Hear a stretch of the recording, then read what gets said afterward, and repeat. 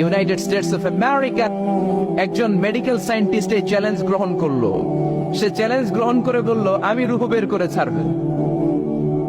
কি বের করব? রুহু। আমেরিকার ওই মেডিকেল সায়েন্টিস্ট সে চ্যালেঞ্জ করে বলল, আমি রুহু বানাবো। কি বানাবো? উত্তর দিতে হবে কিন্তু। কি বানাবো? রুহু বানাবো। কেমন করে রুহু বের হয় এটা আবিষ্কার করে আমি নোবেল প্রাইজ জিতবো, নোবেল লরেট হব।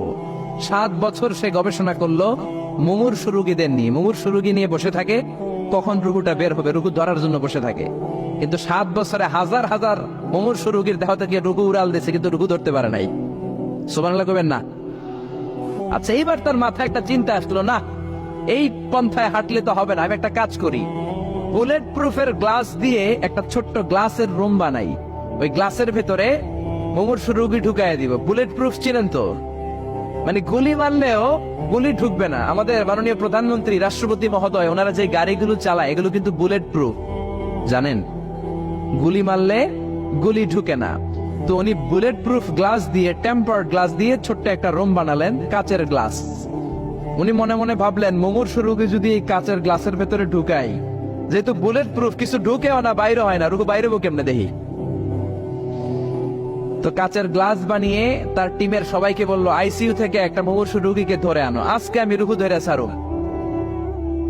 তো মুমূর্ষু রোগীকে আনা হয়েছে ইন্টেনসিভ কেয়ার ইউনিট থেকে, তাকে কৃত্রিম অক্সিজেন দিয়ে লাইফ সাপোর্টে রাখা হয়েছে। মেডিকেল টিমের প্রধান বলে, এই লোকটারে এই বুলেট প্রুফ গ্লাসের যে ছোট্ট রুম, এটার ভিতরে ঢুকানোর আগে চেক হিজ বিপি, তার বিপি মাপ, ব্লাড প্রেসার মাপ।